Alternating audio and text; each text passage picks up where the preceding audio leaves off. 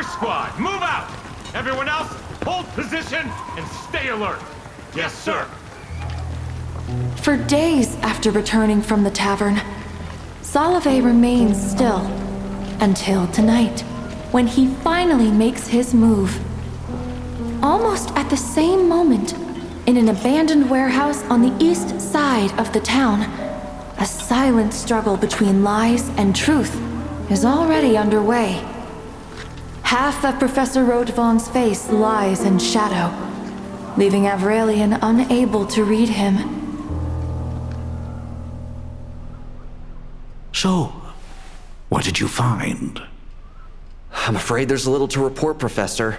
The Frostmoon signs keep those antiques locked up tighter than a museum. Oh? Really? Well, that's strange. I've just had word from High Priestess Solovei.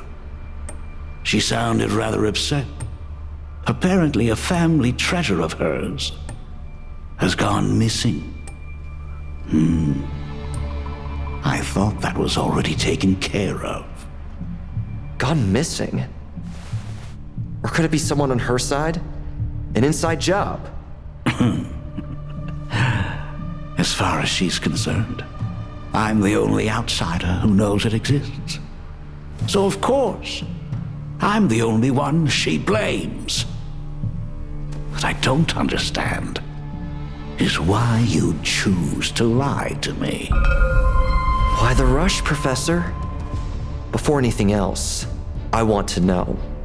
Once you get it, what do you intend to do with it? Because that wasn't part of the deal. Avrelian. Or should I say, Reed Miller.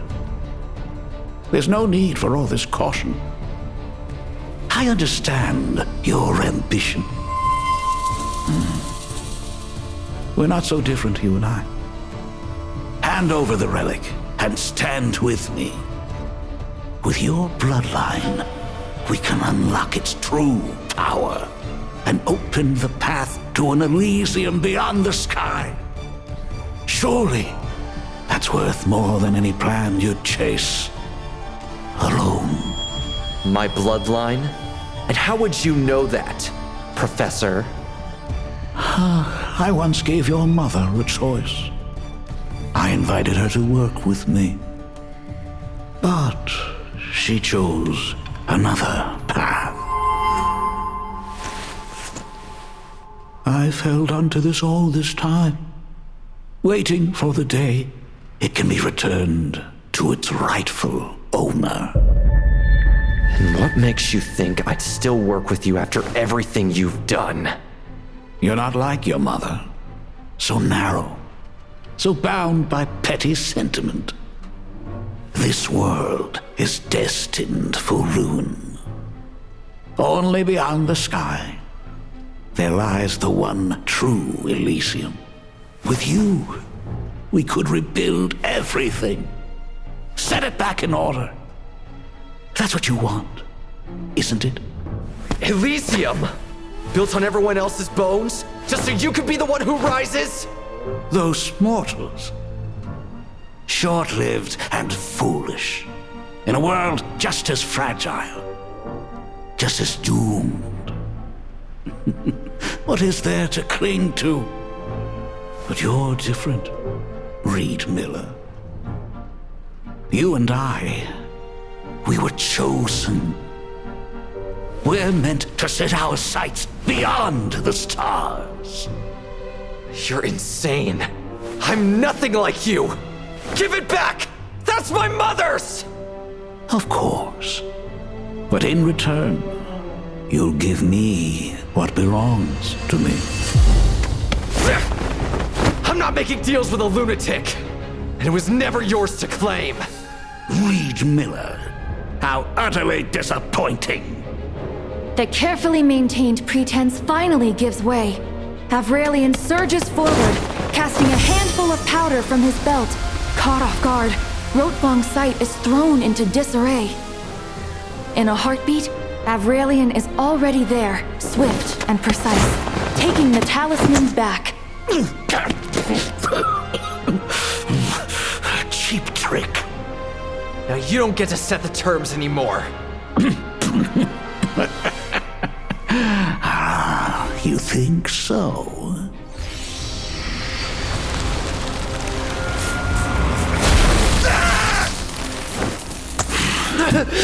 You don't just take things from me like that, young man.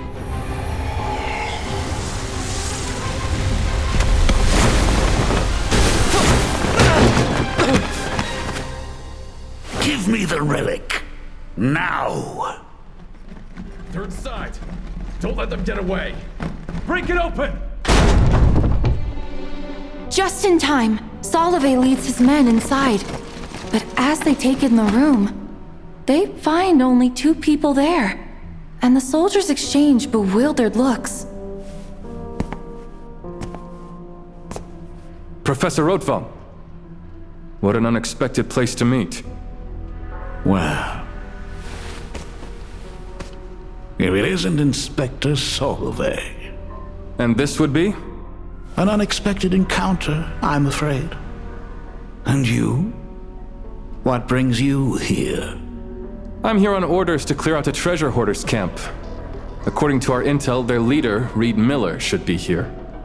I see. Then I shall not stand in your way. If you'll excuse me.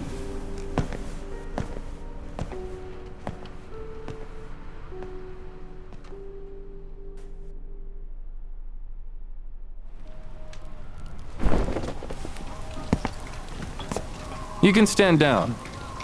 Get some rest. Yes, sir!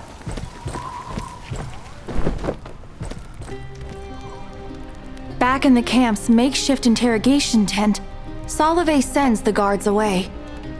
An old friend now stands across from him, not as before, but as prisoner and interrogator. He keeps his back to Avrelian, waiting for the footsteps to fade, until the only sound left is the fire crackling. Only then does he turn. The inspector's composure is gone. All that remains is a deep, heavy worry. That drunk in the tavern. The one who brought me the message. You set that up, didn't you? You knew the professor would come after you. I just figured I couldn't keep stalling him much longer. Thanks, Solovei. If you hadn't come when you did, I'd be gone. I saw the insignia and I knew it was you. Relia, what happened? I found who killed my parents, Solovei. It was Rotwang. The blood of a Frost Moon science priestess runs in my veins. And that's why he targeted me. To use me to unlock the relic. The Frost Moon science relic? And what does he want with it? He's trying to open a door to disaster. And he won't care who goes down with it. We have to stop him. Right now he's firmly in His Majesty's favor. And we don't have the strength to face him head on. But the Fae in the palace might. And they've had it in for Rotwang for a long time.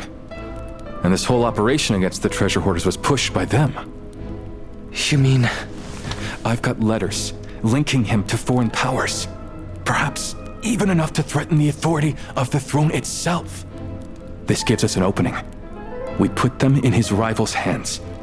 And let his enemies bring him down from within. Solovei, you know what they're like. Those nobles don't deal in good faith.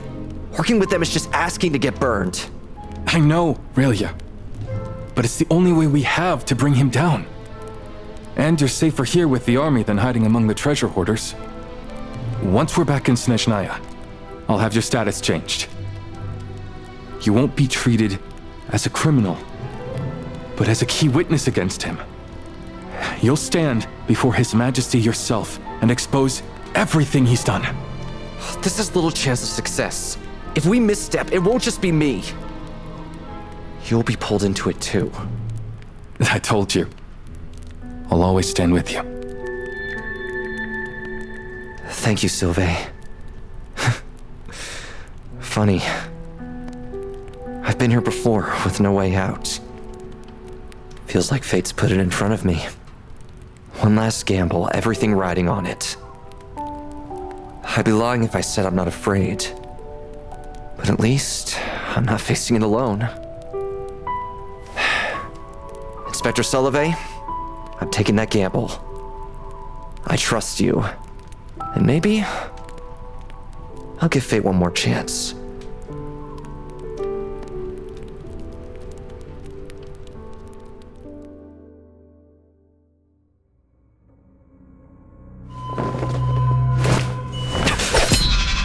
It's me! Alia? Why are you here? I told you to leave with the relic. Don't worry, it's safe. I hid it. Come on, we have to move, now. Rotwang isn't going to let this go. It's too dangerous if we stick together. But if I can make it back to Snezhnaya, there's still a chance to turn things around. That inspector's proposal is a setup, can't you see that? If you go back with him, you'll be dead before you know it.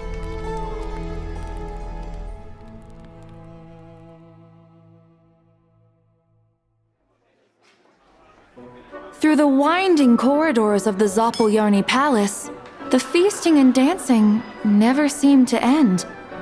The Fey nobles revel in excess, treating banquets as their true work, deciding the affairs of a nation between drinks.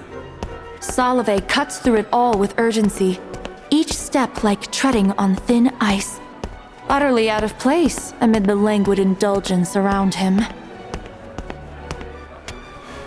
My lords, the hour we agreed upon is at hand. When may we be received by His Majesty? The evidence is beyond dispute. It need only be presented. Inspector Solovei. You've done an excellent job with this operation. The leader of the treasure hoarders has already been sentenced. His Majesty has ordered his immediate execution as a warning.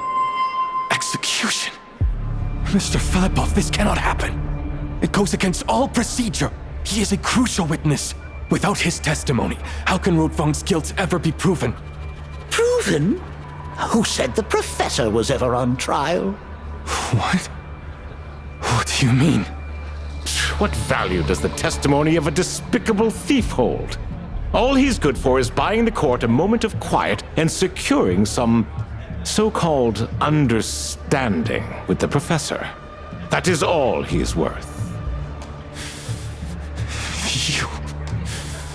You put his life on the line to strike a deal with that mad monk?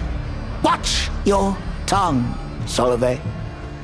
You're a dutiful soldier, and that is all that matters. Deciding the fate of the spoils is an art for those at the top. You're young. There's much for you to learn. Just then, from the square beyond the hall, the bell signaling the execution begins to toll. Its booming sound crushes the last spark of hope within Solovei.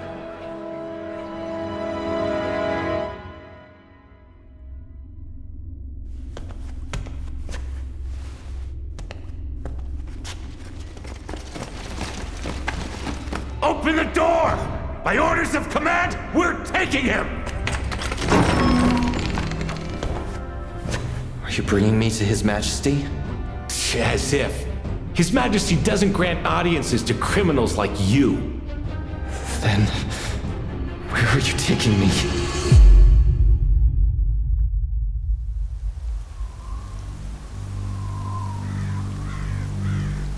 At the heart of the square, a tall gallows looms. Avrelian stands with his hands bound, snow falling mercilessly over him. Yet, he remains upright, his gaze calm as it sweeps across the crowd. Their eyes hold mockery, fear, hatred, and grief. Leo and a few treasure hoarders hidden among them pull their hats down low, trembling. Solovei stands at the front, his face pale as death. Grandpa, isn't he the big brother who left me a gift on New Year's Eve? Quiet now, kid. Remember his face. He's a good, gentle man. Ugh. If those blasted treasure hoarders hadn't thrown everything into chaos, my business wouldn't be tanking like this. And now he's facing the gallows. Serves him damn right. Bold enough to cross the nobles, and look where it got him.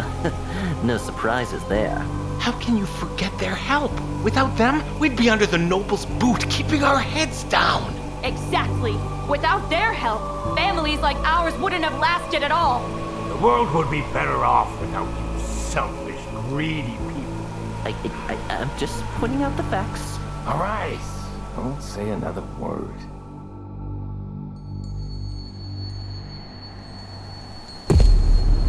The square grows deathly quiet as the executioner's heavy steps approach.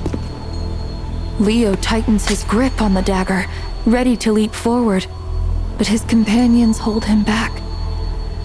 Avrelian shakes his head just slightly, then speaks, his quiet and clear voice carrying his last vow. To the poor, to the hungry, to the cold, and to the oppressed, to my brothers and sisters, all of you who have found your way here, if you have ever suffered injustice at the hands of fate, if you have ever wept through the night for your neighbor's pain and suffering, if you too long for a refuge without fear, and if you too dream of a world where no tears are shed, then you too must break free of your chains and join us, your brothers and sisters.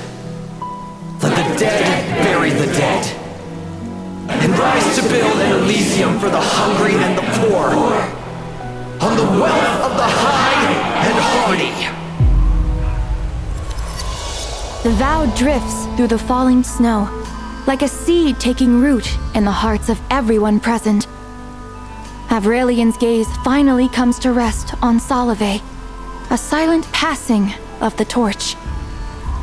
Solovei grits his teeth, swallowing every ounce of frustration, anger, regret, and self-reproach, along with the metallic taste of blood.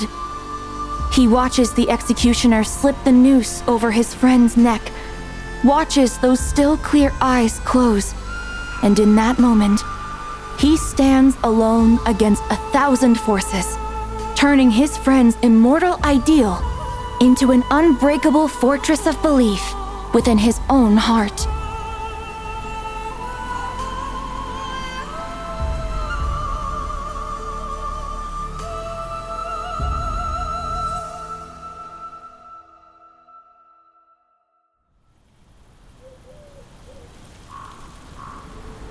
The news of the legendary thief Reed Miller's death spreads through Nodcry like a biting north wind.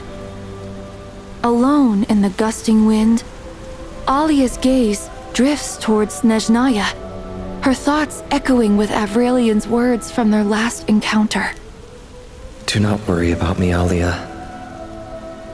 I know you have your doubts about my friend, but please, trust my plan for now.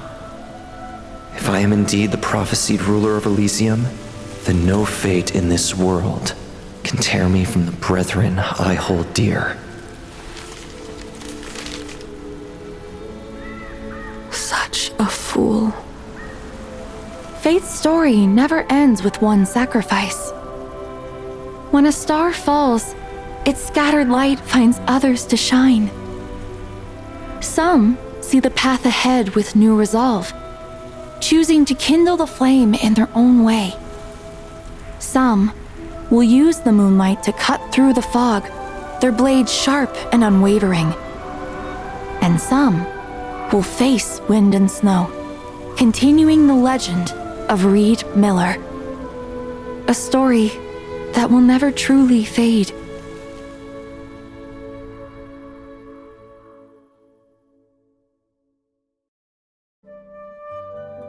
So, that's the story for now. What did you think? Teyvat is never short of new legends yet to be told, and already looking forward to our next meeting.